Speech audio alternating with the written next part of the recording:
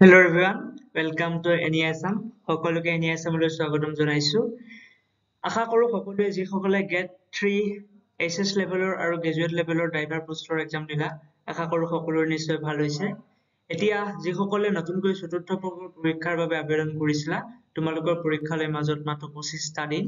এই 25টা দিনত আমাৰ NESM তৰফৰ পৰা তোমালোকক এডিআৰই গেট 3 ৰ বাবে জিঅগ্ৰাফি, হিষ্ট্ৰী সকলোৰে জিকে তথা মেথছৰ ভিডিঅ'সমূহ আগবঢ়াম। আজি এই ভিডিঅ'সমূহৰ প্ৰথমটো পাৰ্ট 1। আজি এই ভিডিঅ'টোত আমি এডিআৰই গেট 4 ৰ চতুৰ্থ বৰ্গৰ যি আগন্তুক পৰীক্ষা হ'বলৈ গৈ আছে 27 অক্টোবৰ তাৰিখে, সেই বিষয়ৰ ওপৰত ভিত্তি কৰি আজি এই ভিডিঅ'টোত আমি কিছুমান গুৰুত্বপূৰ্ণ কুৱেশ্যন এনচাৰ আগবঢ়াইছো। আশা কৰো আপোনালোকে এই কুৱেশ্যন এনচাৰবোৰ চাই নিশ্চয় ভাল পাব। তেনেহ'লে বেছি দেৰি নকৰি আজিৰ ভিডিঅ'টো আৰম্ভ কৰিছো। আজি আমাৰ প্ৰথমটো কুৱেশ্যন আছিলে পিতা পুত্ৰ নামৰ গ্ৰন্থখনৰ গ্ৰন্থকাৰ কোন? পিতা পুত্ৰ গ্ৰন্থখনৰ গ্ৰন্থকাৰ কোন আছিল সুধিছে।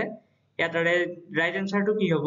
ইয়াত ৰাইট এনচাৰটো হ'ব অপচন নম্বৰ চি, অৰ্থাৎ হোমেন বৰগোহাঞিদেৱে কি লিখিছিলে? পিতা পুত্ৰ নামৰ গ্ৰন্থখন লিখিছিলে।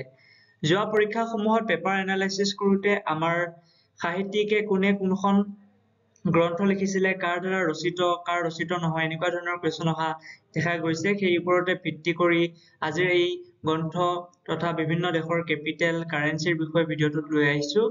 আশা কৰো সকলোৱে নিশ্চয় ভাল পাব। যোৱা পৰীক্ষাত যিহেতু বহুতৰে কৰিব পৰা নাছিল যে দেশসমূহৰ কাৰেঞ্চি সকলোৰে অলপ ভুল হয়, গতিকে আজিৰ এই ভিডিঅ'টোত আপোনালোকৰ সুবিধা হোৱাকৈ আমি এই কুৱেশ্যনসমূহ লৈ আহিছো। এইখিনিতে আপোনালোকক কৈ থওঁ যে আমাৰ যি টেলিগ্ৰাম চেনেল, সেই টেলিগ্ৰাম চেনেলত তলত লিংক দিয়া থাকিব, সকলোৱে জইন কৰি ল'ব। আগন্তুক পৰীক্ষাৰ বাবে হেল্প হোৱাকৈ আপোনালোকক আমাৰ NESM তৰফৰ পৰা আপোনালোকক নোটছসমূহ প্ৰভাইড কৰিম আৰু আপোনালোকে এই নোটছসমূহ পঢ়ি পৰীক্ষাত ভাল নম্বৰ লাভ কৰিব পাৰে। নেক্সট কুৱেশ্যনলৈ যাওঁ আজিৰ।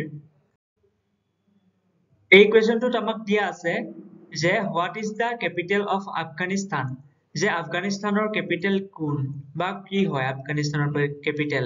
ইয়াৰ ৰাইট এনচাৰটো হ'ব অপচন নম্বৰ ডি, কাবুল। ইয়াত দিয়া আছে লিমা, কেনবেৰিয়া, ভেইনা, এইবিলাক হয় একোখন দেশৰ কেপিটেল হয়। যে কোনখন দেশৰ কেপিটেল হয় লিমা, আপোনালোকে কমেণ্টত জনাব। ইয়াৰ লগতে দেশসমূহৰ কেপিটেলৰ এখন আপোনালোকে চাৰ্ট বনাই ল'ব। সেই চাৰ্টসমূহৰ পৰা যেতিয়া আপোনালোকে পঢ়িব, আপোনালোকৰ অট'মেটিকেলি মনত ৰখি যাব। আৰু সেই ঠাইখনৰ বিশেষত্ব কি, সেই দেশখনত কোনটো বস্তু বেছিকৈ পোৱা যায়, যেতিয়া আপোনালোকে এইটো কথা মনত ৰাখিব, তেতিয়া আপোনালোকৰ অট'মেটিকেলি সেই ঠাইখনৰ কেপিটেল আপোনালোকৰ মনত ৰাখি যাব। আশা কৰো সকলোৱে নিশ্চয় বুজি পাইছে। এইটো এটা ট্ৰিক্স হয়, চ' আপোনালোকে এপ্লাই কৰিলে আপোনালোকৰ এটা ভাল মাৰ্কছ পাব পাৰিব এক্সামত আৰু পৰীক্ষাত বস্তুবোৰ পাহৰি নাযায়।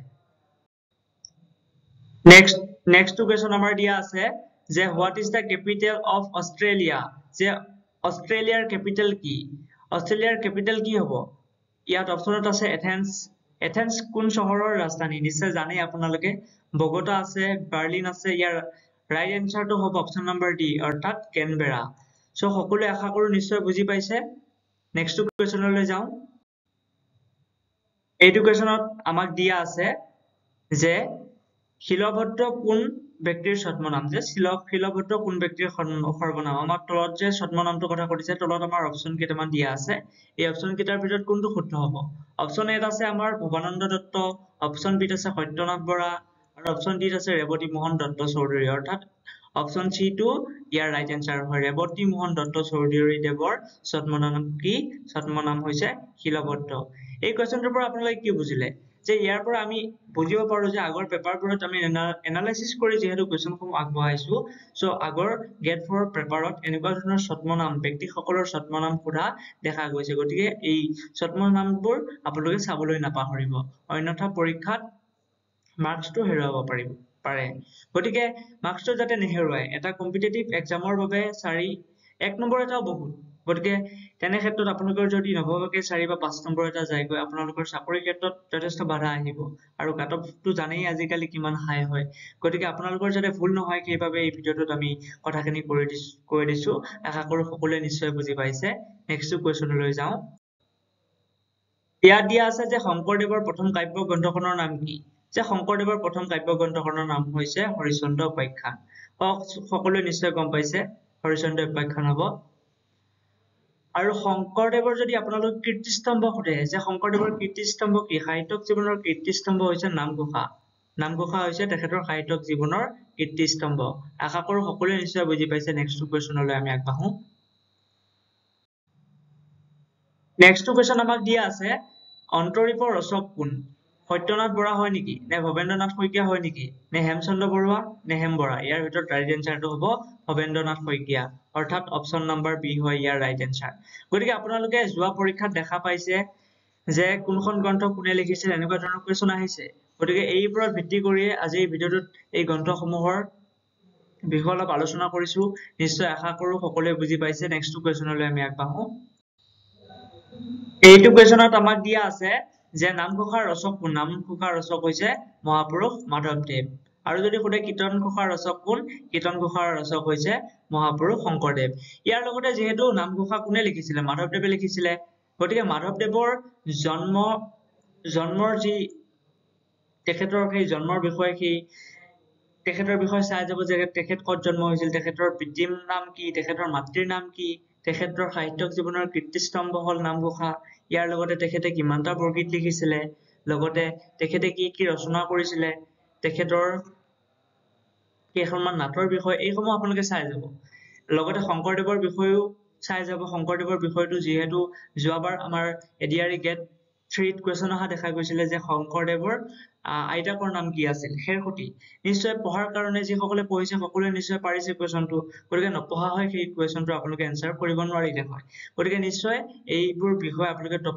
টপিক বিলাক পঢ়ি যাব টপিক ওয়াইজ আপোনালোকে যেহেতু এইকেইদিন সময় আছে টপিক ওয়াইজ আপোনালোকে পঢ়ি যাব আৰু কিমানটা কমপ্লিট হ'ল আপোনালোকে হিচাপ এটা কৰি যাব আৰু আশা কৰো এই প্ৰায় 25 দিনত সকলোৰে সিলেবাস কমপ্লিট হৈ যাব আৰু সকলোৰে নিশ্চয় পৰীক্ষা ভালেই হ'ব নেক্সট কোৱেশ্যন আছে যে ভাঙনি কোঁৱৰ বুলি কাক জনা যায় যে ভাঙনি কোঁৱৰ বুলি আনন্দৰাম বৰুৱাদেৱক জনা আনন্দৰাম আগৰৱালা বৰুৱা নহয় যে আনন্দৰাম আগৰৱালাক জনা যায় ৰঘুনাথ চৌধুৰী কি কবি বুলি জনা যায় যতীন্দ্ৰনাথ দুৱৰা কোন হয় গতিকে আপোনালোকে সেই সমূহৰ বিষয়ে চাব সো এইবিলাক বহুত ইম্পৰ্টেন্ট হয় কবি সাহিত্যিকৰ বিষয়বিলাক ইম্পৰ্টেন্ট নেক্সট আমাৰ দিয়া আছে যে হস্তি বিদ্যানব গ্ৰন্থখনৰ ৰচক কোন আপোনালোকে যিসকলে ক্লাস 12ত পঢ়িছিল আসামিছখনতে আছিল এই কোৱেশ্যনটোৰ যে আমাৰ হস্তি বিদ্যানব বুলি এটা আমাৰ চেপ্টাৰ আছিল তাত কি আছিল গ্ৰন্থখনৰ ৰচক কোন আছিল সুকুমাৰ বৰগোহাঁই গতিকে পাৰিছে নিশ্চয় এনসাৰটো কমেন্টত জনাব কোনে কোনে পাৰিলে কোনে কোনে পৰা নাই নেক্সট আমাক দিয়া আছে যে প্ৰথম অসমীয়া সাহিত্য সভাৰ সভাপতি কোন সাহিত্যটো জিয়গাৰ হ'ব লাগিছিল সাহিত্যটোৰ স্পেলিং ভুল হৈ আছে গতিকে সাহিত্য সভাৰ সভাপতি কোন আছিল সকলোৱে জানে পদ্মনাথ গোহাঁই বৰুৱা আৰু আপোনালোকে কমেন্টত জনাব প্ৰথম অসমীয়া সাহিত্য সভা ক'ত হৈছিল আৰু কিমান চনত হৈছিল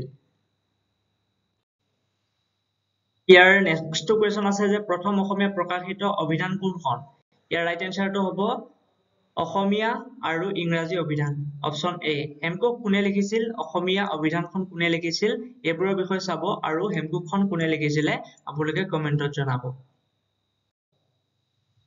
নেক্সট আকৌ আমি এটা ক্যাপিটেলৰ কোৱেশ্যনলৈ আহিছো যে ইয়াত দিয়া আছে যে what is the capital of Bhutan কোৱেশ্যনটো যে ইয়াৰ ৰাইট এনসাৰ হ'ব থিম্ফু আৰু বেইজিং কিহৰ ৰাজধানী হয় অৰ্থাৎ কিহৰ ক্যাপিটেল হয় এথেন্স কিহৰ ক্যাপিটেল হয় আৰু এটা অপচন ডি আছিল আমাৰ অপচন ডি আছিল বাগদাদ কিহৰ ক্যাপিটেল হয় আপোনালোকে কমেন্টত জনাবলৈ নাপাহৰিব কিয়নো এনেকুৱা ধৰণৰ কোৱেশ্যন আগৰ পৰীক্ষাত অহা দেখা গৈছে গতিকে দেশৰ ৰাজধানীসমূহ আপোনালোকে চাই যাব এটো এটা খুব ইম্পৰ্টেন্ট টপিক হয় আমি নেক্সট কোৱেশ্যনলৈ আগবাঢ়ো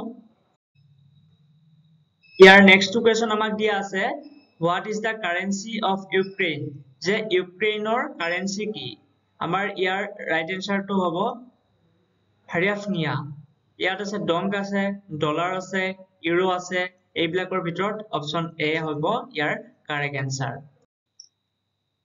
ইয়াৰ নেক্সট আমাক দিয়া আছে যে what is the capital of Sri Lanka ইয়াৰ ৰাইট এনসাৰটো হ'ব কলম্বো নিউ দিল্লীটো জানেই কিহৰ ক্যাপিটেল হয় ইণ্ডিয়াৰ হয় বেইজিং কিহৰ হয় আপোনালোকে কমেন্টত জনাবলৈ নাপাহৰিব ইণ্ডিয়াৰ হয় সো সকলোৱে জানে নেক্সট কোৱেশ্যনলৈ আগবাঢ়ো এডুকেশ্যন এটা সায়েন্সৰ কোৱেশ্যন হয় সায়েন্সৰ যেহেতু কোৱেশ্যন অহা দেখা যায় সেই কাৰণে আমি ভিডিওটো ডিসকাশন কৰিলো যে what is da SI unit of current গতিকে এসআই ইউনিটৰ কোৱেশ্যন আহে So ইয়াৰ right answer টো হ'ব এম্পিয়াৰ। এম্পিয়াৰ হৈছে কাৰেণ্টৰ SI ইউনিট। গতিকে আপোনালোকে এইবিলাক চাবলৈ নাপাহৰিব।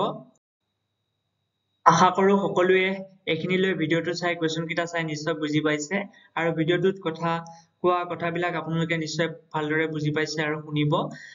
গতিকে এইখিনিলৈ ভিডিঅ'টোৰ চোৱাৰ বাবে সকলোকে থেংকছ ফৰ ৱাচিং। সকলোকে ধন্যবাদ জনাইছো। এনি আছাম আপোনাৰ সফলতা আমাৰ লক্ষ্য।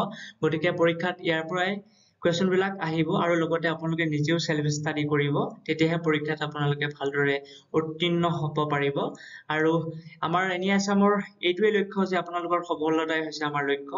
গতিকে আশা কৰো সকলোৱে নিশ্চয় ভিডিঅ'টো ভাল পাইছে আৰু আমাৰ টেলিগ্ৰাম গ্ৰুপটোত জইন কৰিবলৈ নাপাহৰিব। এইখিনিলৈ ভিডিঅ'টো চোৱাৰ বাবে সকলোকে ধন্যবাদ। Thank U.